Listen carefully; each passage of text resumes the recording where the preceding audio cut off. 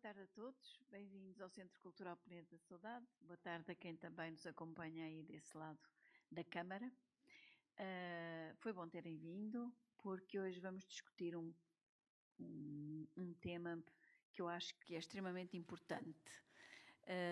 Mas não vou já avançar, quero só dar as boas-vindas, para além de vos dar as boas-vindas a vós, queria dar as boas-vindas mais uma vez à Catarina e à Linha de Fuga. E agradecer o facto de terem escolhido também este espaço para fazermos aqui uma rede que possa sustentar a criação e que possa de alguma forma contribuir para este desenvolvimento das artes, nomeadamente na área da dança e da performance, aqui na cidade e quem sabe, pois noutros sítios também. Obrigada por terem vindo. Vou passar agora a palavra aqui à Catarina. Muito obrigada, Catarina. Obrigada, Cristina, por estas boas-vindas. Já estando as boas-vindas dadas, eu vou, se calhar, apresentar aqui a mesa que está comigo hoje para esta, que é a última conversa deste ciclo de Conversas Sem Medo, no âmbito do Festival de Linha de Fuga. Tenho então comigo Catarina Saraiva, diretora artística do Festival e da Associação Cultural Linha de Fuga. Maria Marques, produtora e responsável da Casa das Artes Bissaia Barreto. A Lia Cachim, que também trabalha como produtora na Casa das Artes Bissaia Barreto, para além de ter uma editora independente, acho que também podemos chegar aí hoje. A Patrícia, do Observatório Masculinidades.pt, que nos ajudou aqui com a programação destas Conversas Sem Medo, e a Cristina Faria, que já se apresentou, aqui a diretora do Centro Cultural Penedo da Saudade. E hoje, como a Cristina disse, estamos aqui reunidas no feminino para falar sobre a criação artística a nível local. Relembrar mais uma vez qual é que é a etiqueta desta conversa. Esta é uma conversa aberta a todas as pessoas que estão presentes, inclusive às pessoas que estão a acompanhar-nos online, que podem também fazer perguntas online e alguém nos passará aqui à mesa essas questões ou intervenções. As pessoas que estão aqui connosco na sala, a qualquer momento, se quiserem falar, podem sentar-se à mesa connosco e pedir o microfone. E também disponham desta tela em branco para tirarem as vossas notas e fazer os vossos apontamentos e comentários, que é sempre importante guardar um registro destas conversas. Estamos aqui reunidas, diferentes gerações, diferentes espaços culturais aqui na cidade. A Cristina estava a comentar que o Centro Cultural Penedo da Saudade foi aberto em 2019. Acho que também foi o ano em que o Linha de Fuga foi criado. Muito antes? Um ano. 2018, pronto. Aqui um bocadinho na mesma altura. A Casa das Artes já está em funcionamento há bastante mais tempo, suponho. Noutro formato. E neste 2017. Ou seja, estamos aqui a falar um bocadinho do mesmo espaço temporal. Não sei o que é que aconteceu nestes anos pré-pandemia. Se calhar estava-se a prever, estávamos a sentir que ia acontecer alguma coisa e que precisava. Mas começar por perguntar-vos como é que encaram a evolução do ecossistema cultural e artístico em Coimbra nestes últimos anos, desde a criação destes projetos até agora. Olá, boa noite. É ótimo estar deste lado como convidada e poder falar assim. Então, é uma questão bastante pertinente, porque eu sempre me pergunto porque é que as pessoas vão embora de Coimbra, e vou descobrindo sempre que há muita gente que nasceu aqui, cresceu aqui e que depois desenvolve a sua criação fora de Coimbra. Especificamente na dança, ultimamente tenho descoberto várias pessoas que não sabia, que é quase... não sei se têm vergonha de dizer que são de Coimbra. E acho que a ideia também é reverter essa tendência. Sobre a Linha de Fuga, o que eu posso dizer dentro daquilo que nós fazemos é que desde 2018 que a Linha de Fuga faz um festival e laboratório bienalmente, e a primeira edição nós tivemos participação de artistas locais e depois os artistas locais começaram a não aparecer ao laboratório, não se candidatar ao laboratório, que, na minha perspectiva, parecia-me uma instância super interessante de poder experimentar, investigar, intercambiar ideias entre vários artistas vindos de outras origens, backgrounds, experiências. E parece-me que isto tem muito a ver precisamente com esta falta de rede de apoios que existe em Coimbra, e as pessoas acabam por desenvolver outras atividades ligadas às artes, mas não propriamente a criação. Mas, e agora dando um salto positivo, que o ano passado nós começámos uma formação em outubro, que foi de outubro até junho, algumas até aqui, no Centro Cultural Peneda da Saudade, em que descobrimos um grupo de pessoas que realmente está interessadas em criar e, portanto, que nos deu também um alento de dizer, ok, então existem artistas independentes na cidade e, como tal, é importante criar sistemas que permitam a estes artistas poder a reforçar a sua condição de artista e reforçar ou tentar sair daquilo que é o sistema precário de criação. E nesse sentido, sendo que nós sabemos que na cidade nós temos 3 companhias de teatro profissional, há uma companhia de dança semi-profissional, que é a Flick Flack, mas não existe uma companhia de dança, não existem artistas profissionais da dança, e pela primeira vez começamos a ver pessoas que realmente são profissionais, que têm outras formas de subsistência que não é propriamente a criação, mas que começam a aparecer. E nesse sentido vejo uma evolução, ou talvez seja uma confiança, uma esperança de que esta massa de artistas independentes possa realmente coexistir nesta cidade. Também, por outro lado, a ideia de resistência e de resiliência, que veio do conceito, ou palavra que surgiu muito depois durante a pandemia, é uma das coisas que me parece a mim que é super importante para que não se desista, não é? Porque enfrentamos constantemente muitos muros, muitas paredes, muitas portas fechadas, e isso provoca muitas vezes que nós não queiramos, pronto, o melhor é desistir porque não há apoios. Então esta necessidade de resistir acho que é uma das questões mais importantes para que se crie este tecido. Dentro daquilo que é a linha de fuga, nós estamos a resistir bastante, acho eu, e com muito esforço também, e com muita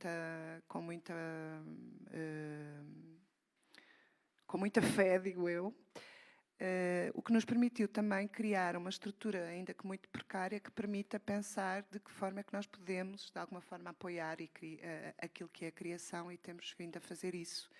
E depois, através de nós, eu sei que alguns artistas, por exemplo, já chegaram à Cristina a pedir apoio à criação, ou que alguns artistas que vêm aqui também nos falam. Por exemplo, a Casa das Artes teve agora uma grande experiência connosco de ter muitos artistas em residência lá, e acho que são estas coisinhas que, estando a ser feitas de uma forma pontual, são já pequenas sementes que se podem lançar e que permite pensar que realmente é possível criar aqui uma rede de artistas independentes que não tenha que sair da cidade, e que mesmo que Coimbra tem toda a disponibilidade para receber outros artistas a nível nacional e internacional, e de criar uma série de intercâmbios. E pronto, acho que me perdi um bocadinho naquilo que era a tua pergunta,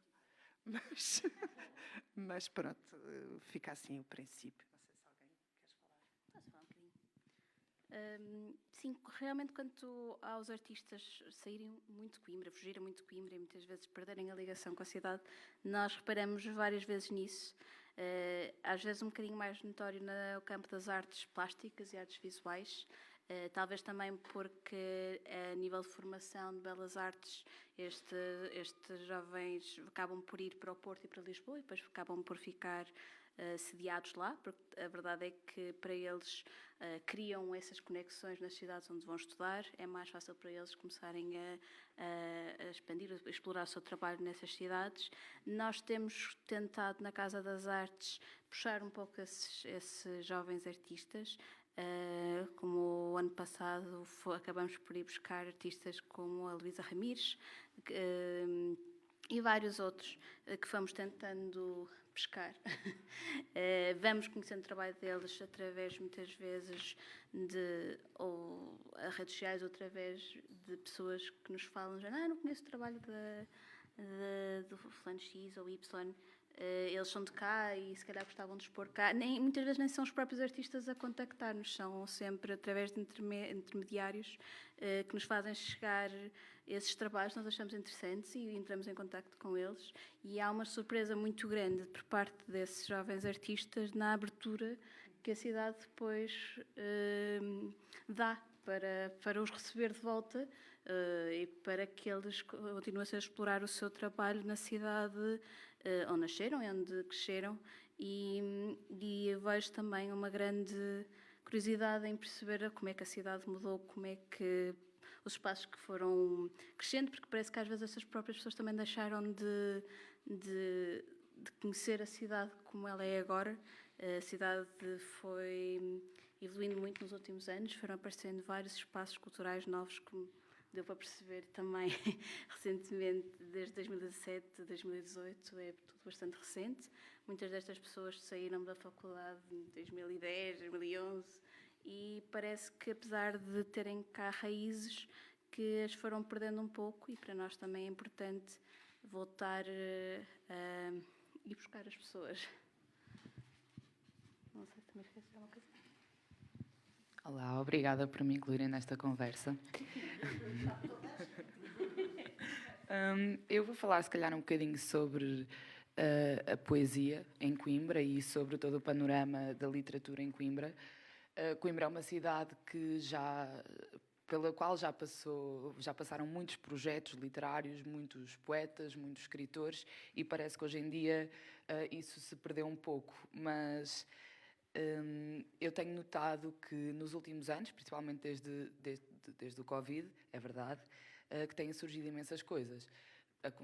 Vou começar pelos meus projetos, que nasceram em 2020, em plena pandemia, e que desde então eu creio que posso dizer que têm chamado alguma atenção nesta área da literatura para o que se está a passar também em Coimbra, e tenho criado também com eles conexões com outros projetos de outras cidades que mostram interesse em realizar os seus projetos também cá, como é o caso, por exemplo, da Poesia Vadia, que é um grupo de poetas de Lisboa que fazem sessões de declamação e apresentações, que vieram ano passado, efetivamente, fazer uma apresentação e uma sessão de declamação no Liquidâmbar, em contacto comigo.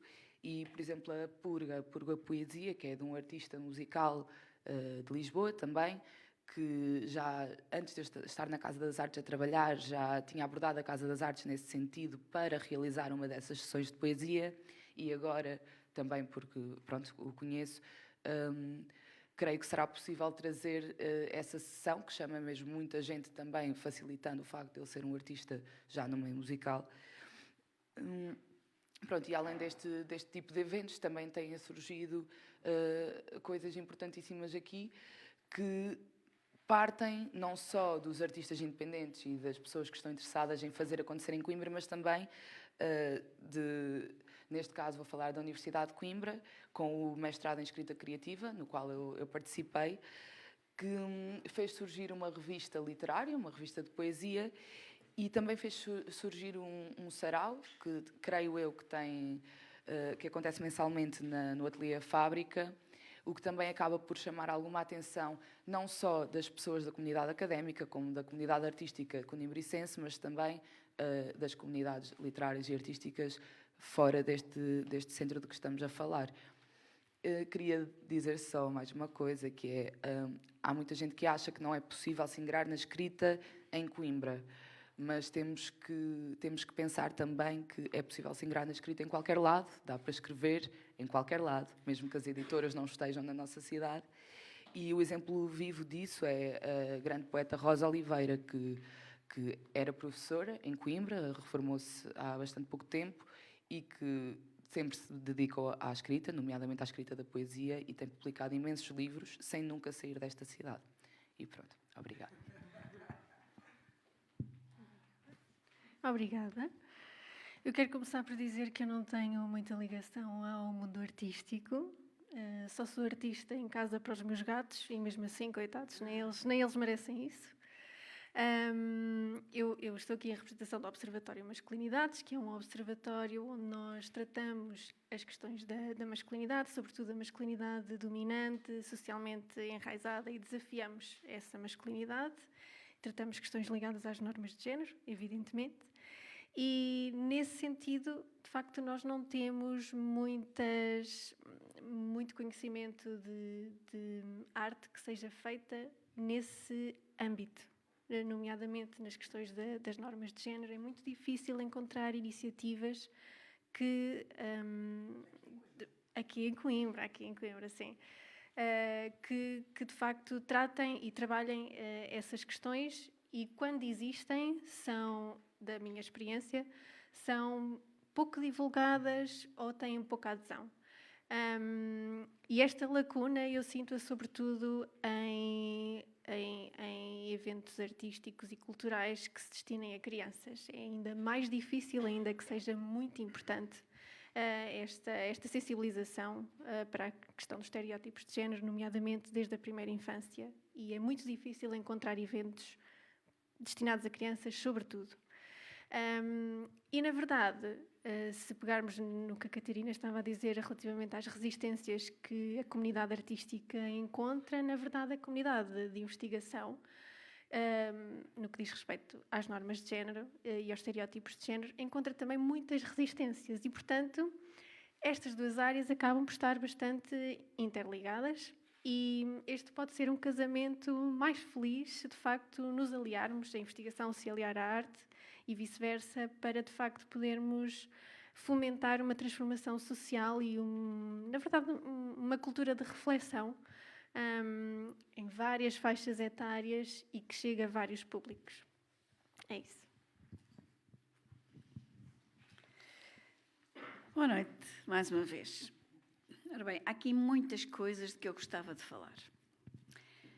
Uma das coisas tem a ver com, e vou já atalhar aqui em relação àquilo que acabou de dizer, que é, nós, por exemplo, aqui no Centro Cultural, já tivemos várias exposições dedicadas a esse tema, uma que veio do Museu da Resistência de Lisboa, outra de uma estudante de Arte e Design da ESEC, outra que foi uma residência artística de uma estudante de doutoramento da Universidade, que foi Corpo Barro, que tinha a ver exatamente com esses temas. Aquilo que eu acho é que há poucos espaços abertos, muitas vezes, para receber este tipo de residências artísticas. Coimbra é uma cidade que é ingrata para os seus artistas, porque não os reconhece. E porquê? Eu tenho pensado muito sobre isto. Sou velha, como podem ver pelos meus cabelos brancos, e há muitos anos que penso nestas coisas. E uma das questões que eu coloco é o facto de sermos uma cidade que vive, sobretudo, do ensino superior e de quem frequenta o ensino superior. É também uma cidade em que, enquanto alunos ou depois de saírem dos seus cursos, imediatamente depois de saírem dos seus cursos, não são reconhecidos pelos seus mestres ainda. E, portanto, eles não se sentem motivados para ficar cá. Logo, eu, como professora do ensino superior, também me sinto um bocadinho culpada, não é? Porque muitas vezes, e talvez talvez este esforço que eu tenho neste momento para abrir as portas às residências artísticas dos novos artistas esteja um bocadinho relacionado com este desejo que eu tenho de me redimir de não sei quantos anos, em que era preciso provarem-me, não é? Que já tinham estatuto de artista. Eu sou de música, trabalho em música e teatro, mas sempre, uma das coisas que sempre me fez confusão foi como é que existe em Coimbra duas instituições de ensino superior, uma universidade com uma licenciatura em estudos artísticos, imensos doutoramentos em estudos artísticos e um politécnico que tem licenciaturas em artes, desde a arte e design, teatro, música. Como é que não tem esta visão de que os artistas têm que começar por algum lado? E é uma das coisas que me moveu na criação deste Centro Cultural, em 2019. A cultura no Politécnico não tinha propriamente tradição. A cultura em Coimbra era gerida, e agora por causa da primeira questão que colocou aqui à mesa, a cultura em Coimbra era gerida pela Câmara Municipal e pela Universidade de Coimbra. Ponto final. E mais ninguém entrava no círculo. Havia de vez em quando, pontualmente, ouvia-se falar de qualquer coisa na Bissai Barreto, na Casa Museu, ou depois na Casa das Artes. Ouvia-se falar de vez em quando de outras coisas pontuais, muito pontuais. O que é que eu acho? Depois de estarmos 2 anos praticamente reclusos, Coimbra renasceu nesse aspecto, no aspecto das artes. Eu penso que depois de sairmos daqueles nossos confinamentos Covid, eu acho que as pessoas, não sei se acordaram um bocadinho com forças renovadas, com vontade de fazer coisas. Também sei que havia uma série de coisas que estavam financiadas e que não se puderam fazer e, portanto, depois houve ali um curto espaço de tempo em que toda a gente teve que fazer porque tinha que prestar contas. E, portanto, houve aqui um boom em Coimbra de eventos artísticos. E penso que esse boom acabou por despoltar uma série de outras vontades e uma série de outras intenções no âmbito da apresentação das artes. Coimbra continua a ser ingrata. Mário Silva, por exemplo, já que falou em artes plásticas, tem uma obra enorme, belíssima, e o Museu Mário Silva vai para a Tocha, para Cantanhede. Não percebo como é que Coimbra deixa passar uma coisa assim. Não é? E quem diz, lembrei-me agora, porque eu tive aqui uma exposição de Mário Silva há pouco tempo. E foi durante o tempo em que esteve cá essa exposição que eles assinaram o protocolo para a construção de um museu de raiz para receber a obra de Mário Silva. A Rosa Oliveira foi minha colega. Eu trabalhei as obras dela nas minhas aulas de teatro. Mas não me lembro de mais ninguém ter trabalhado as obras dela. Ou seja, nem na própria academia, os nossos pares, ou a produção artística dos nossos pares é reconhecida muitas vezes. E eu acho que Coimbra tem que mudar um bocadinho esta mentalidade, esta doutorita aguda de que sofre. Não é? Que só os grandes professores é que são os grandes mestres. Não, eles também tiveram que começar de alguma forma, eu acho. Não é? Isso irrita-me um bocadinho. E aquilo que eu tentei fazer enquanto criadora deste espaço, enquanto gestora deste espaço, foi exatamente abrir as portas. E esta abertura de portas tem-me permitido conhecer projetos artísticos fabulosos. Fabulosos. Para além da linha de fuga que me tem cá trazido boa gente, mas tenho tido muita gente da universidade que está a fazer doutoramentos, que está a fazer pesquisas no âmbito artístico, que quer fazer uma residência artística e perguntei, não tenho sítio. Uma delas, a primeira questão que me colocou foi, tem alguma coisa contra a nudez? É porque na universidade não me deixaram fazer este projeto por causa disso. Jesus. Exatamente. Nós temos, claro que eu disse logo que não é? Eu tive cá o projeto. E tive também problemas com o Facebook. Mas isto só para dizer que eu acho é que eu não podia deixar de receber estes projetos numa unidade orgânica do ensino superior. Faz parte do ensino superior a experimentação artística. E eu acho que o que é preciso é que as pessoas, e mesmo as pessoas que gerem espaços onde se pode fazer experimentação artística, não digam, este não é muito conhecido, isto não me traz cá gente. E aí entra outra questão, que é a questão dos financiamentos. Não traz gente, não traz financiamento. Aquilo que eu acho é que em Coimbra devia haver uma rede, porque às vezes as coisas partilhadas funcionam melhor. E se eu posso partilhar com alguém despesas para um produto artístico novo e com qualidade, por que não fazê-lo? Não, porque isto é muito importante para mim. Eu quero ter coisas só minhas, que é para eu depois ir para a luz da ribalta. Eu acho que Coimbra ainda funciona muito assim. E tenho muita pena que funcione assim. Mas acho que era uma forma de podermos ultrapassar isto e continuar neste caminho que eu acho que Coimbra agora está a encetar. Eu acho que a linha de fuga deu uma ajuda muito grande na área da dança, que nós não tínhamos. Nós, em Coimbra, eu lembro-me que há 2 anos, penso eu, ou o ano passado, já nem sei, os cabelos brancos são terríveis. Não sei se foi há 2 anos, foi o ano passado, que se falou em vir uma companhia profissional do outro lado para cá. E eu perguntei, mas não há cá bailarinos, não há cá companhias de dança? É que esse já traz o financiamento. Foi a resposta que me deu uma pessoa importante desta cidade. Não é? E enquanto as pessoas importantes desta cidade continuarem a pensar assim, não é só falta de reconhecimento, é a falta de importância que se dá à criação artística, que não é merecedora de financiamento, como às vezes outras coisas. Estou a olhar ali para a Assunção e estou a achar que também é uma mulher que está a imprimir uma vitalidade à cidade que também não tinha. A Associação à Baixa é uma das...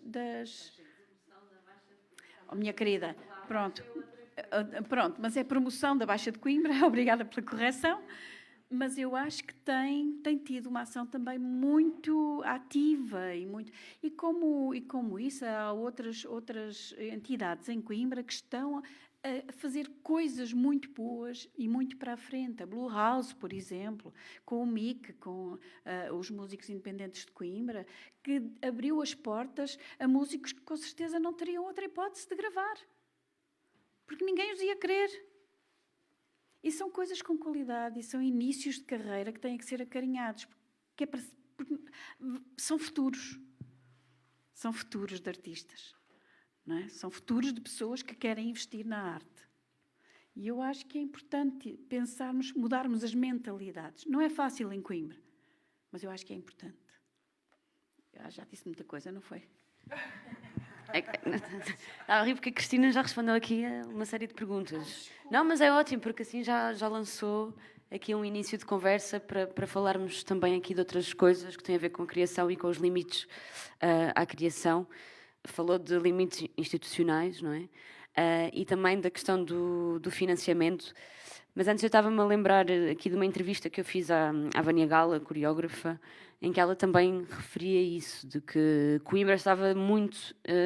que também é de Coimbra, a Vânia, apesar de não viver cá, e que Coimbra estava sempre muito preocupada em importar espetáculos, não é? Em que importava tudo, mas que depois não se focava na criação, não é? Que parece que o que é importante e interessante é o que vem de fora, exatamente.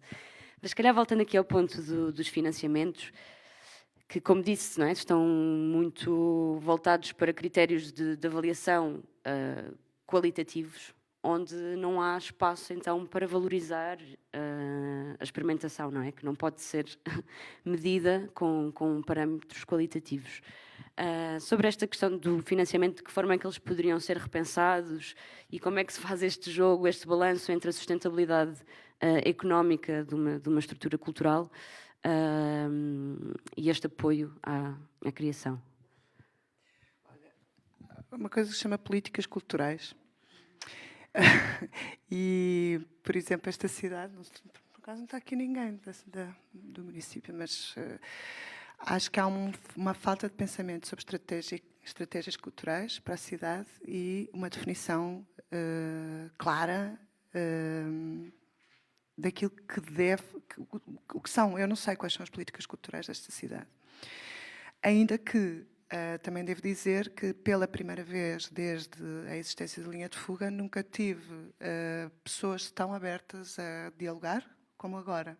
Então é paradoxal, não é? Isto é, estão abertas, vão apoiando, mas depois não há um pensamento estratégico sobre o que é que se quer para a cidade e como é que se pode desenvolver aquilo que são a trama de pessoas e de espaços que existem. A nível de financiamento, por exemplo, eu vou-te dizer, eu acho que nós somos um exemplo, porque nós vamos dizendo as coisas mais experimentais, mais dando espaço àquilo que é. Por exemplo, esta edição não existiam nomes, ninguém conhecia os nomes dos artistas que nós trouxemos e as pessoas foram ver espetáculos.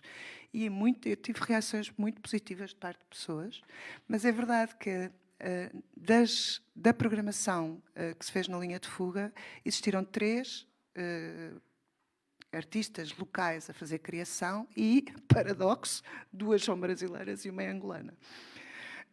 Pronto, isto é, para mim, se vivem aqui, são locais, porque vivem a cidade, vivem o território, entendem aquilo que é o contexto.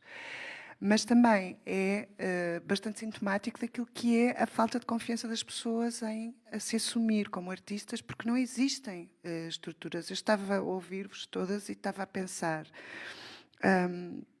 porque é que se fazem coisas trazendo pessoas de fora? Porque não existe uma massa crítica local, pessoas que assumam que são artistas e que querem criar e que assumam esta postura política de eu sou criador, portanto eu mereço visibilidade para o meu trabalho, mereço estar em contacto com outras pessoas, mereço espaços de residência, mereço financiamentos. Em Coimbra existem uma série de estruturas, e nomeadamente a universidade, que apoia, que não tem muito dinheiro e continua, e mais uma vez peço desculpa à universidade, porque também nos apoia, mas continua a fazer apoios que são pequenas migalhas, porque não tem dinheiro. Portanto, se continuar a existir estratégias e políticas de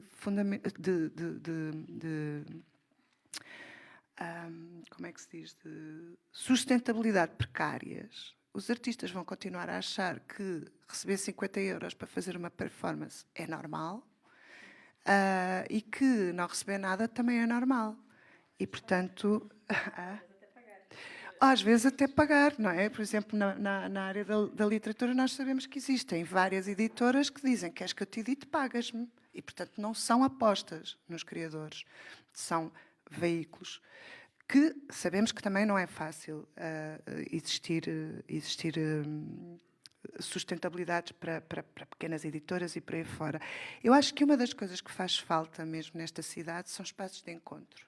Não existe. Existem vários espaços que são teatros, espaços de galerias, mas que têm os seus horários, que têm as suas formas de funcionamento e que não permitem depois que as pessoas fiquem, convivam. E isso é uma das coisas que se notou também. Por exemplo, nós temos um espaço na Baixa agora, era um espaço onde as pessoas podiam ir, podiam estar, passavam. E fizemos várias conversas lá e íamos embora porque queríamos ir jantar, porque senão estávamos com fome, porque senão as pessoas ficavam. Então, assim, voltando à tua questão, e sublinho, que é, enquanto os artistas não tiverem políticas culturais dentro da cidade que apoiem a criação e apoiem a sua sedimentação aqui, os artistas vão continuar a ir embora. Porquê? Porque depois também não têm massa crítica, não têm pares com quem dialogar, não é? Portanto, se estão todos em Lisboa e no Porto, sim, eu quero sair, quero discutir sobre a minha arte, quero falar sobre o que se está a passar, com quem é que eu falo? Não há espaços de encontro, telefone, olha, tens disponibilidade para um café? Epá, não tenho, porque agora tenho que ir fazer não sei quantas 1500 coisas, e, portanto, tudo isto é tipo uma bola de neve, não é? Depois, já agora, porque eu acho que falo tanto como a Cristina. Acho que há uma outra questão que tem a ver muito com aquilo que se falou há bocadinho, que tu falaste, e que tem a ver com... Existem 3 cursos, pelo menos 3 cursos ligados à arte e performance, mas é muito difícil estabelecer um diálogo com as universidades. É muito difícil dizer: tragam os alunos, obriguem os vossos alunos a vir, porque quando se está a falar em experimentação, em práticas, em coisas que são alimentação também para os próprios alunos, não vem. E não vem porquê? Porque, a nível de educação, estamos com um problema gravíssimo, que é tem que se cumprir currículos e não cumprir pensamento crítico. E, portanto, isto é um problema, não é? Depois falaste nas crianças, que também é outra questão. Eu não me meto com crianças porque... isto é, nós, por exemplo, não temos capacidade, porque trabalhar com crianças é muito delicado. É muito, muito delicado. E tu não podes trabalhar de uma forma extrativista com crianças, não é? Vou lá e depois vou-me embora. Não, é um trabalho continuado. E uma outra coisa que me parece que é muitas vezes, acontece muita coisa em Coimbra, mas nem nós temos a capacidade de as comunicar corretamente. E, portanto, não conseguimos, porque acumulamos tantas tarefas ao mesmo tempo que nos falha uma que é essencial, dizer que isto está a acontecer. E comunicamos nas nossas redes, e comunicamos no nosso site, mas depois falta-nos chegar lá. Nós este ano tivemos uma pessoa extremamente importante na linha de fuga, que foi uma pessoa que fez a mediação, a Maria Duarte, e que trouxe um plus, porque a Maria ia falar com as pessoas, estava presente nos sítios, e falava sobre, escutava aquilo que se estava a passar, trazia esta informação. Nós transformávamos as coisas também a pensar em tudo aquilo. Mas foi um investimento. Nós decidimos, vamos retirar um espetáculo da programação, por acaso até foram 2, e vamos apostar em ter uma pessoa a trabalhar sobre isto. E isto às vezes também são estratégias arriscadas, porque assim, tu dizes, eu vou retirar a programação, e isto pode significar, eu vou concorrer com estruturas que estão a fazer 1000 vezes mais do que eu estou a fazer, porque acho que é importante fazer uma ligação ao território. E se o júri que está a avaliar entende e é inteligente para perceber o que é que se está a fazer, muito bem. Mas nós estamos constantemente em competição uns com os outros, e cada vez mais. Isto é, as artes, eu também já trabalho em artes há mais de 20 anos, e as coisas mudaram muito, e hoje é cada vez mais. O sistema neoliberal entrou dentro do campo artístico de uma maneira absurda, e isto aconteceu muito nos últimos 10 anos. Sim, nos últimos 10 anos. É absurdo como, quanto mais fazes, mais te dou dinheiro, quanto menos fazes, menos dinheiro te dou. Quanto mais apoio precisas, menos dinheiro te dou, porque tens poucos apoios. Então, isto é um sistema que... e com este governo, com aquilo que a ministra está a fazer neste momento, que é, despede as pessoas porque sei lá o quê, por exemplo, esta ministra, que neste momento está muito mais ligada ao património edificado do que às pessoas, também é um problema. Porquê? Porque são as pessoas que fazem com que o património exista. Mas se estamos constantemente a olhar para o passado, então é muito difícil conseguimos prever ou criar uma sustentabilidade para o futuro. E eu podia estar aqui mais, mas vou dar a palavra a alguém, porque senão... Sustentabilidade e financiamento é mesmo uma questão que, precisamente quando estamos a gerir um espaço cultural, que é um tema diário. E é uma coisa com que lidamos e temos um peso em cima diariamente, que são normalmente pessoas que não estão ligadas à cultura, que não estão ligadas ao campo artístico, que nos estão constantemente a perguntar: e o que é que nós recebemos com isso? Fazemos este espetáculo, gastamos este dinheiro, mas o que é que depois recebemos com isso? Onde é que vamos ter retorno? Onde é que vamos buscar mais dinheiro? Como é que fazemos mais dinheiro com a cultura? Apesar da mentalidade ter mudado um pouco, eu acho, após a pandemia. Eu acho que a pandemia também trouxe um bocado mais outro tipo de pensamento sobre a cultura, a importância da cultura. Acho que às vezes é preciso ficarmos sem uma coisa para percebermos a importância dela. Continua a haver muito esta questão de o dinheiro fala sempre mais alto e tentar sempre fazer mais dinheiro para sermos cada vez mais sustentáveis, para conseguirmos cada vez mais retorno. Casa das Artes está neste momento, mais recentemente, a tentar também arranjar mais financiamentos, a tentar ser mais sustentável, mas é uma questão bastante complicada mesmo. Nem falamos em financiamentos do Estado, nem por aí, às vezes falamos mesmo em financiamentos de patrocinadores ou até de mecenas que estão sempre a tentar encontrar uma forma de ter retoma, ou seja, não apoiar a arte por ser arte, por estarem a contribuir para a cultura da cidade, mas por terem uma contrapartida, por conseguirem ganhar mais notoriedade ou visibilidade ou alguma coisa, que é sempre uma questão que me colocam constantemente, é o que é que ganhamos com isso. E é muito complicado tentar falar com pessoas que têm esta visão e fazê-las entender a importância de apostarem na cultura da cidade e na cidade em si, que se calhar mais facilmente percebem estar a dar dinheiro para outro tipo de serviços que muita gente considera mais importantes, ou pelo menos na cabeça deles é mais importante, do que na cultura, que parece uma coisa para eles mais trivial, um acréscimo. E torna-se muito complicado e desgastante constantemente estar a luta. Parece que há uma luta entre os financiadores e os espaços culturais.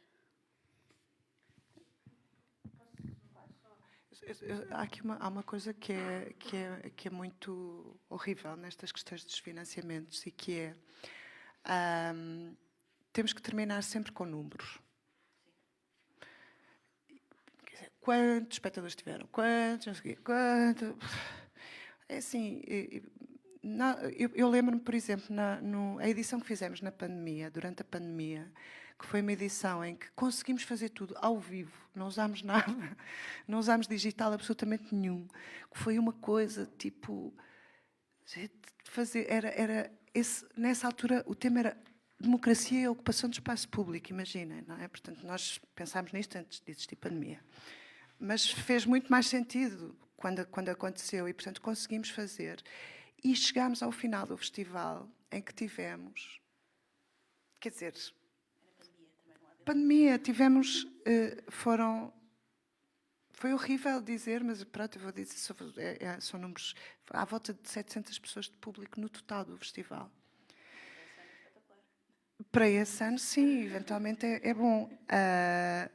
Mas há cada vez mais estruturas, inclusivamente estruturas que não têm que trabalhar numa lógica neoliberal, que continuam a dizer: nós queremos saber se vale a pena ou não continuar a financiar esta atividade e, portanto, precisamos de números. E depois o que é que acontece? Podemos começar a mentir e dizer: tivemos 3 vezes mais. Mas para quê? E depois o que é que acontece? Há uma outra coisa que é, a nível do que é uma atividade artística, há uma coisa que não se pode medir, que é o grau de afeto que gera, o que move dentro da cabeça uma peça, o que move dentro do corpo uma peça que nós vamos ver, uma experiência artística que temos ou que proporcionamos. E ainda bem que não se chegou a números, é isso, porque senão é tipo, qual é o grau de felicidade? 90%, pronto. Pá, daqui a nada... Se nós continuarmos com esta lógica de que o importante é ter números, não fazemos aquilo que é mais importante, que é criar espaços que permitam o desenvolvimento de uma consciência crítica, que eu acho que a arte tem um papel fundamental nisso. E por isso é que as políticas culturais de uma cidade, de um país, têm que passar precisamente por pensar qual é a mais-valia, e estamos também num termo neoliberal, mas qual é a mais-valia potencial que tem determinadas coisas. E acreditar no potencial, porque se nós continuarmos a falar em o que é que acontece e não na potência que tem determinadas coisas, não se geram movimentos que permitam. E eu vou só falar de uma coisa que é, por exemplo, aqui, eu tirei 3, 4 nomes, inclusivamente o meu, de pessoas que desde sempre tentam trazer, que são pessoas que têm uma ligação à cidade e que tentam sempre trazer coisas à cidade.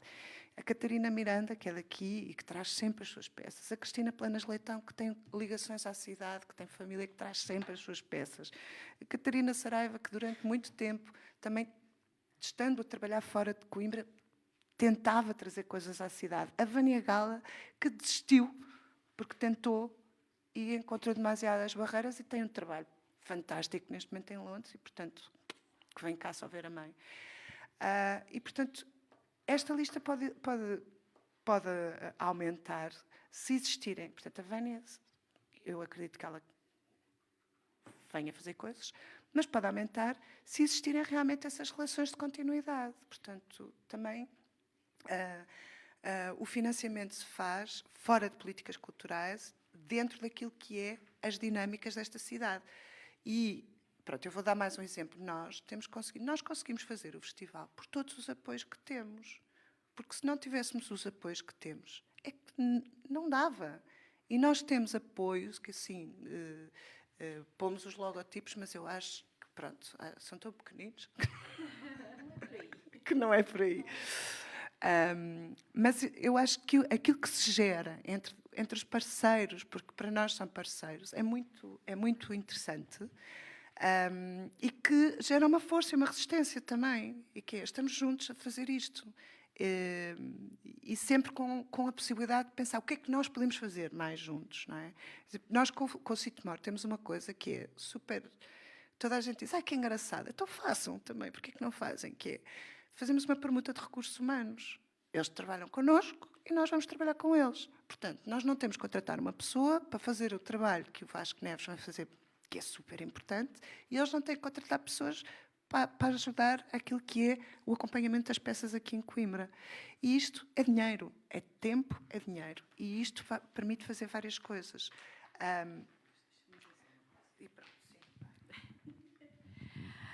Aliás, essa era uma das coisas que eu queria assinalar, que é, em vez de concorrência, vamos colaborar uns com os outros. E é esse o caminho. Que eu acho que, mesmo em relação aos artistas, em vez de concorrerem, porque eles estão em permanente competição uns com os outros para ver quem consegue ganhar os tais financiamentos, não é? Exatamente. Sim. E, por exemplo, uma das coisas que disse, falou dos mecenatos, o que é que eu ganho com isso, não é? Isto transcende as políticas culturais locais. Isto tem que ser uma política cultural nacional, que eu também não percebo qual é. Eu também não percebo qual é neste momento. Nem neste momento, nem já há muitos anos que eu não percebo qual é. Eu só queria dizer uma outra coisa que tem a ver com as crianças. Eu tive... Que medo? Não. As crianças não metem medo. Às vezes. Eu queria só marcar o seguinte. Nós aqui estamos no Plano Nacional das Artes. Pertencemos ao Plano Nacional das Artes. O António Cerdeira é quem é o gestor do Plano Nacional das Artes na região centro e o ano passado teve uma ideia que eu achei muito feliz, que foi, vamos dar aulas para o museu, vamos dar aulas para os centros culturais. E fez-se esse convite às escolas. Venham aqui, uma vez por mês, dar aqui uma aula. Tragam os meninos. Não se pode. As políticas culturais estão diretamente relacionadas com as políticas educativas. Mas ninguém consegue fazer essa ligação. Nós queremos, e o facto de eu dizer que aqui tenho projetos para crianças, porque eu acho que estas mentalidades têm que mudar.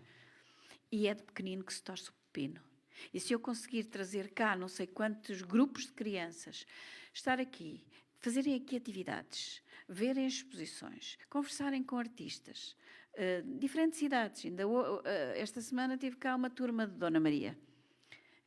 Hoje tive cá uma turma da ESEC e já não são propriamente crianças, mas eu tenho tido cá jardins de infância, tenho tido cá primeiro ciclo, porque acho que se as crianças se habituarem a este contacto com as artes e com os artistas, primeiro têm o benefício de ver o mundo com outros olhos e de serem criativos na resolução dos problemas do dia-a-dia, criatividade que se pode desenvolver no contacto com as artes, depois serve para a vida toda, em todas as circunstâncias. E nós precisamos de muita criatividade para andar cá há muitos anos.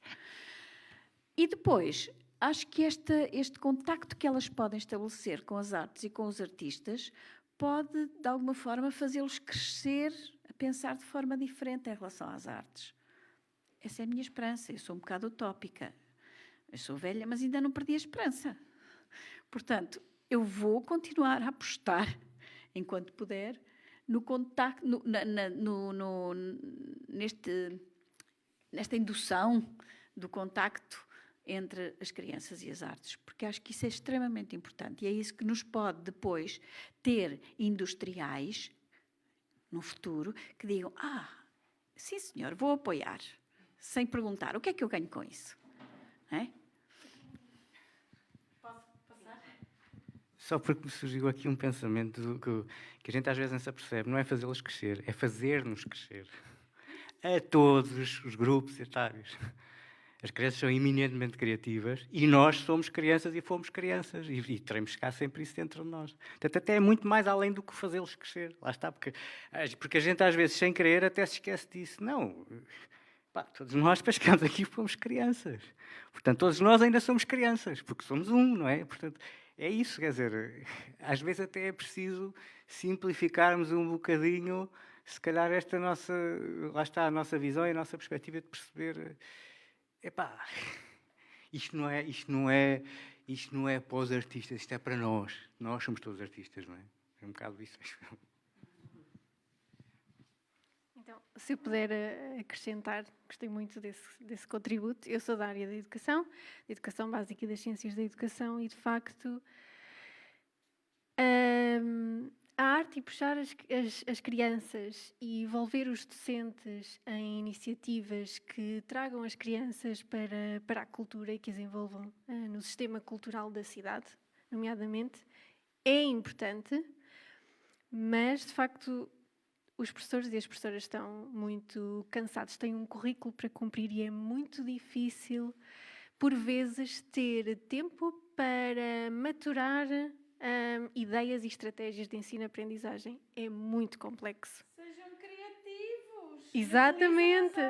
É isso. Precisamente, exatamente. Era isso que eu ia dizer.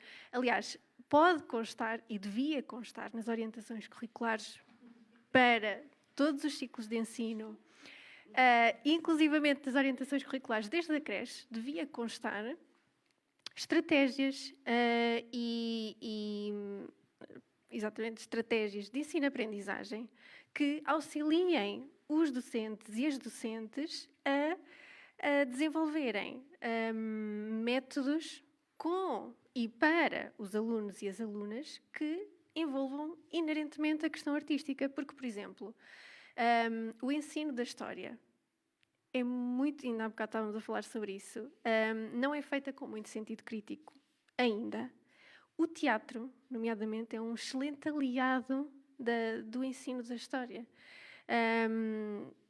E é muito importante que, de facto, os professores tenham uma base teórica desde a formação inicial e nos documentos orientadores que, de facto, incentivem a este envolvimento e esta articulação entre a educação e a arte, evidentemente, e, portanto, isso vai permitir também que depois as próprias crianças, ao crescerem e ao formarem a sua identidade pessoal e social e profissional, tenham mais facilidade, experimentando a arte, a assumirem-se como artistas. Ok. Falou-se aqui, novamente, muita coisa, nomeadamente sobre a dificuldade da cultura em justificar-se, não é? Em justificar a sua importância. A saúde consegue fazê-lo muito bem, não é? A educação também, mas o setor artístico e cultural, apesar de ainda ser mais ou menos considerado, mais ou menos, não sei, mas parte do Estado Social, tem muita dificuldade em justificar a sua pertinência. E pegando no que o Mário estava a dizer também, dessa coisa de os artistas somos nós, não é? E que se calhar a cultura também ainda é vista um pouco como cultura elitista, que é só para algumas pessoas, porque se calhar falta também trabalhar a nível da acessibilidade intelectual, porque a acessibilidade também passa pela acessibilidade intelectual. Acho que se calhar esta palavra mete um bocadinho de medo, porque parece que estamos a dizer que as pessoas não conseguem compreender, mas não é sobre isso. Precisamos de ferramentas e de quadros para conseguirmos ter vontade e sentir que os espaços também nos pertencem, não é? Esse sentimento de pertença que também é preciso estimular. E penso que este caminho para uma maior acessibilidade intelectual no setor cultural e artístico existe também um bocado uma mudança de narrativa, daí também a importância da mediação cultural que a Catarina já referiu aqui, e desse papel. Então, perguntar, não é? Porque não estou aqui para falar, estou aqui para fazer perguntas. Como é que se faz este balanço, não é? Entre a liberdade artística dos criadores, mas esta parte também do público conseguir chegar e compreender o que estamos a tentar fazer e como é que se puxa o público para coisas que se calhar muitas pessoas não se sentem que são suas ou que são do seu domínio do seu domínio. Sei. Posso, que agora já não vai na volta. Há um conceito que tem sido desenvolvido ultimamente que é democracia cultural. Não é? O que é isso da democracia cultural? É precisamente abrir, aumentar a acessibilidade da cultura à maior parte das pessoas. E para mim, para além da educação, porque eu também sou como o Mário, eu acho que todos nós temos que estar constantemente a ser educados e sensibilizados para as artes e esta coisa de, por exemplo, falar em atividades pedagógicas, é só crianças, pá, por favor, quer dizer, toda a gente precisa de pedagogia e no mundo em que nós vivemos, cada vez mais. Portanto, mas a democracia cultural é uma das coisas que me parece importante e que não tem nada a ver com políticas culturais, é transportes. Se não existem transportes para chegar aos lugares onde as coisas estão a ser feitas, não existe a possibilidade de ter público. E eu digo sempre esta coisa que há uns tempos atrás estava eu no Citemor, precisamente, a trabalhar no Citemor, e que fui buscar uma coisa a Sernás e convidámos a modista que estava a fazer e disse, venha ver o espetáculo. E ela disse, não posso, não tenho transporte. Adoraria, mas não posso. Sernás, que está aqui a 10 km, não é? Portanto, isto é realmente... Da mesma maneira como fazer chegar as crianças aos lugares tem a ver com transportes. Porque há regras e mais regras para fazer chegar as crianças a determinado lugar e não existe um investimento por parte das instituições que o devem fazer em adequar os transportes para que isso seja possível. E, portanto, na minha perspectiva, quando se fala em políticas culturais e quando se fala em cultura, não é? Sendo que cultura é muito amplo, e eu sempre digo, eu trabalho em artes, e artes é uma parte da cultura, não é? Há uma barreira que se tem que combater, que é a barreira psicológica. A Linha de Fuga trabalha também em aldeias, numa aldeia aqui perto de Coimbra, e nós dizemos a brincar, ali podemos fazer tudo porque não chega a nada. Portanto, nós podemos fazer o mais experimental porque as pessoas vão sendo educadas assim. Mas obviamente que não. E obviamente que a questão da mediação é muito importante e muito importante estar atento àquilo que é o território, não é? Não se podem fazer determinadas coisas em determinados territórios, ou isto é, não se podem, claro que se pode fazer, só que é importante também criar um contexto propício para que essas coisas aconteçam. E criar um contexto propício implica uma fase de investigação, uma fase de aproximação, uma fase que tem que ser também financiada para que possa ser feita corretamente, porque ninguém pode, nem deve trabalhar de graça, não é? Mais uma vez é isso, nós precarizamos muito as pessoas que trabalham em cultura. Nós temos uma vantagem relativamente a vocês, e que é não temos espaços. Eu neste momento digo que é uma vantagem porque não temos que nos preocupar com a manutenção e por aí fora. Mas claro que nós gostaríamos muito de ter um espaço onde pudesse existir este encontro, não é? Não só nós, mas para aquilo tudo que é as estruturas e os artistas começamos a perceber que existem na cidade e que não têm espaços. Existem estruturas que têm espaços municipais e que gerem espaços municipais e que os abrem, mas se calhar podiam abrir mais do que aquilo que abrem neste momento, não é? E, portanto, também passa por pensar o que é a democracia cultural para uma série de estruturas, não é? De que forma é que eu posso contribuir para dinamizar aquilo que são os projetos, os artistas que estão na cidade. Mas eu diria que as duas grandes questões é o que é o contexto que me permite pensar de uma forma correta de como fazer chegar aquilo que eu quero chegar aos públicos e de que forma é que eu faço com que esses públicos chegam. E os transportes para mim neste momento porque eu vivo numa aldeia, então não tenho carro. Tens que vir para a mesa.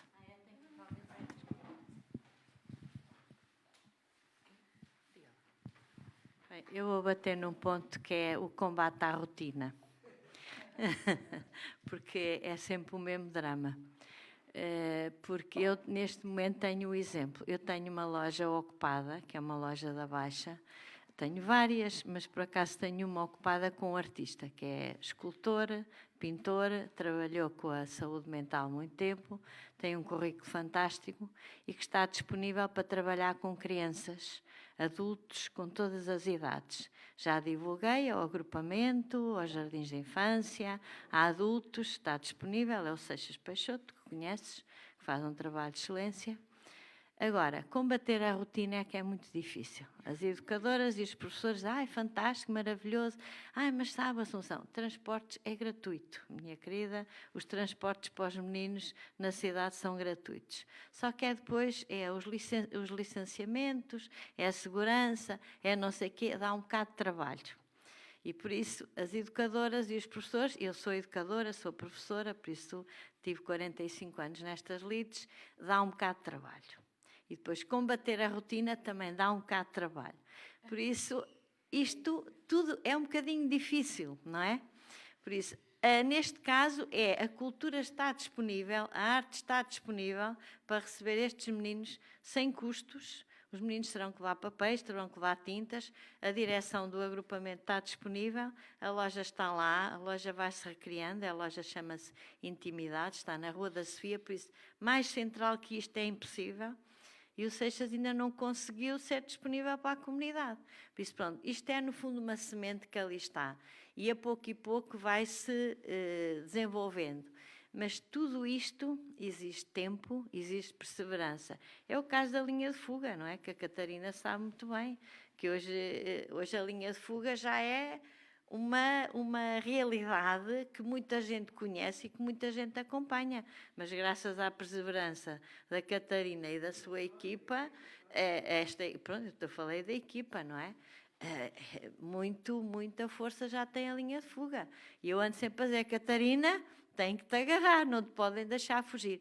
Por isso, o combate à rotina é o grande caminho.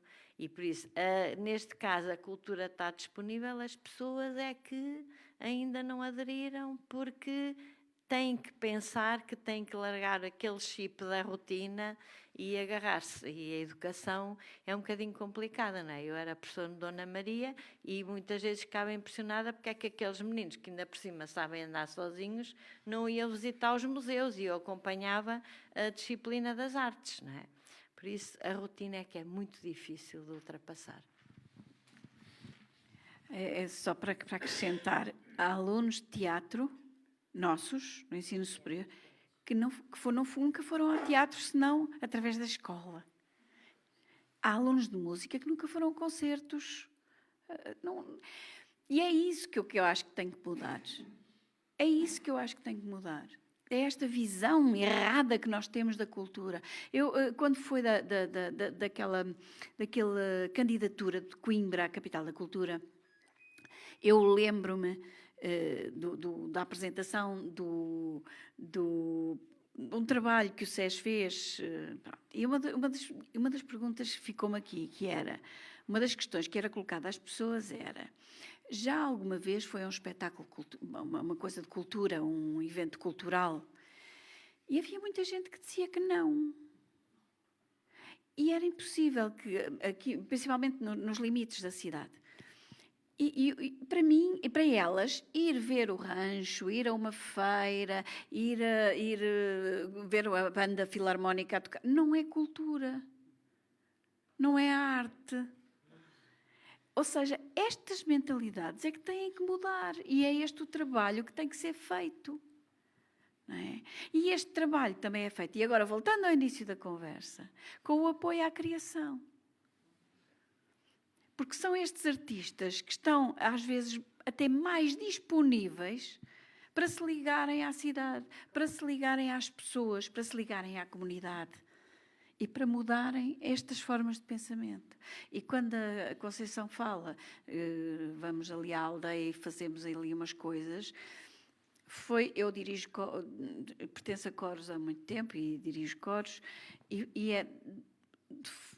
Lembro-me há 20, 30 anos, sei lá, das situações mais gratificantes era quando nós íamos cantar às aldeias.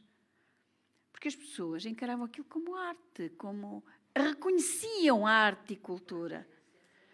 E é preciso reconhecer a arte e a cultura. Mas eu tive um espectador da aldeia que veio 2 vezes ao festival. Uau! 2 vezes ao festival é bom. Pronto, mas isto só porque eu acho que isto tem que se começar na base e tem que se lutar todos os dias por isto. Temos mesmo que ser resilientes e temos que abrir as portas aos criadores e temos que apoiar os criadores. Pois, exatamente. E depois temos que os levar temos que os levar à comunidade, como faz a linha de fuga, por exemplo. Não é? Acho que isso é muito importante. Eu vou só dizer esta última coisa e vou ter que me ir embora. Mas estava a pensar numa coisa que a Assunção disse, quando falou da rotina e da adesão.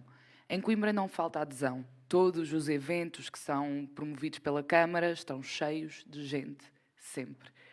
A agenda cultural da Câmara... Mas estão cheios de gente sempre. E onde é que estão eles nos eventos das entidades culturais independentes ou dos projetos independentes? Não estão. Já são os repetidos, já se repetem 20, 30, 40 e já são aqueles que já estão e são sempre as mesmas pessoas. Eu não sei, isso à partida serão políticas internas, eu não faço ideia mesmo, mas se a agenda cultural da Câmara contemplasse eventos que não são apoiados pela Câmara, eventos que acontecem na cidade e não são apoiados pela Câmara, eu acho que seria muito mais fácil promovermos essa adesão aos espetáculos e não estarmos sempre a pensar o que é que nós estamos a fazer errado, porque é que as pessoas não vêm. Eu acho que aqui também parte porque é que o município não nos divulga, porque é que... Tem que se mandar para lá a informação, para agenda.coimbra.pt. Mas normalmente não aceitam quando não é... Não, aceitam. Então, pronto, não aceitam os meus. Tem é que mandar até 15 dias de antecedência. Ok, muito obrigada pela informação. Já sei as regras. Pronto, com isto me retiro. Obrigada. Queria só partilhar aqui uma coisa que me deixou muito contente. Às vezes acontecem estas coisas, não é? E eu vi na rádio ontem ou anteontem, acho que era o dia da pessoa com deficiência, ou não sei se alguém me sabe ajudar. Pronto. E eu vi na rádio, porque estas coisas acontecem mais na rádio do que na televisão, vá-se lá saber porquê, uma reportagem feita com uma pintora que pintava com o pé. Era a propósito desse dia. E então, a reportagem era sobre visitas de alunos de escolas, ou melhor, ou ela a ir às escolas, não me lembro como é que foi, mas era essa interação, e em que os alunos faziam perguntas tão simples como é que estende a roupa? Como é que se veste? E aquilo, eu estava a ouvir aquela reportagem, e lá está, a pessoa fica assim com o quê? Isto é valiosíssimo, isto marca para sempre uma criança que somos nós, lá está. Porque, através uma atividade artística, não interessa se foi com o pé, se não foi com o pé, Naquele caso, porque para a propósito daquele dia, era pintado com o pé. Mas a propósito de uma atividade artística, levantaram-se questões e as crianças puseram-se no papel de outra pessoa, ou seja, treinaram a empatia, experimentaram a empatia, não é? E tiveram ali uma lição de pôr-se, lá está, a calçar os sapatos de outra pessoa e perceber como é que, através da arte, através da tal deficiência também, que pelos vistos também a arte também pode ser uma deficiência, não é? É engraçado isto, não é? E muito interessante, acho que a importância que aquilo deve ter tido para aquelas crianças. Imagino, eu adorava ter passado por uma experiência dessas quando era criança. Acho que hoje era uma pessoa diferente. Vamos ter que terminar esta conversa. A Cristina já me estava aqui a recordar que estamos aqui, que já entramos aqui já ultrapassámos o nosso limite estabelecido, mas como habitual eu convido-vos a continuarem esta conversa no final, por outros meios, podemos falar mais um bocadinho lá fora, porque claro que podemos continuar aqui a falar durante muito mais tempo e este é um tema especificamente que aproveitámos o final do Festival Linha de Fuga para trazer este tema da criação artística em Coimbra e que é importante, penso eu, continuar a falar sobre ele, criar outros momentos para continuar este diálogo com as pessoas que estiveram aqui presentes hoje, mas também chamando outros agentes culturais e até pessoas do município e convido também a afastar os medos de criar e os medos de falar e de nos reunirmos para partilharmos as nossas opiniões e criarmos estes momentos de diálogo e de reflexão que espero que continuem a acontecer nestes ou noutros moldes. E infelizmente esta semana não tenho nenhum espetáculo do Linha de Fuga para anunciar.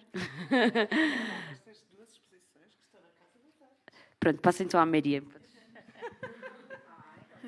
Sim, exato. Depois passamos o momento inteira. Na Casa das Artes temos ainda até dia 21 de dezembro as exposições que encontravam inseridas no Festival Linha de Fuga da Júlia Salem e da Elizabeth Francisca. Podem ser visitadas de terça a sábado, das 3 às 7, de entrada livre. Para além disso, também temos a nossa programação, nomeadamente a matinê, à sexta-feira, das 6 às 9, e temos um concerto muito bonito no Seminário Maior de Coimbra, no sábado, às 6, com o Camafeu, e na próxima semana com o Totrips. E nós, neste ciclo, estamos a tentar fazer um pouco aquilo que tínhamos falado, de abrir um bocado as portas para além dos nossos espaços, ir também para outros espaços, dar a conhecer outros espaços e levar a cultura à cidade. Eu estava a brincar, mas não vou divulgar a nossa programação, que está consultável no Facebook e está consultável no Instagram, portanto não vou aqui agora estar com...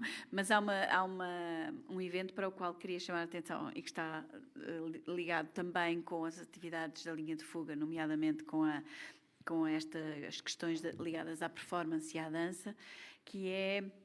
Mais uma vez, resultado de uma residência artística aqui de 2 investigadores brasileiros que estão a fazer um trabalho curiosíssimo de ligação entre o movimento e o som. Ou seja, através do telemóvel e através de uma emissão sonora eletrónica e digital, é o movimento sonoro e a indução do som através do movimento. Convido-os a todos a estarem presentes aqui para falarem com eles. Eles vêm apresentar aqui os seus processos, os seus métodos, que é na próxima sexta-feira, na sexta-feira, dia 13, não é na próxima, é na seguinte. Sexta-feira, dia 13, é um bom dia para virem aqui, que é para não sofrerem nenhum acidente por aí. Portanto, sexta-feira, dia 13, às 18 horas. Posso encerrar? Então, muito obrigada a todos por terem vindo, obrigada a quem está aqui, obrigada a quem nos acompanhou do outro lado, obrigada à Linha de Fuga por ter escolhido este espaço para esta bela conversa, obrigada aos nossos convidados e até à próxima. E obrigada, Catarina. Obrigada, Catarina.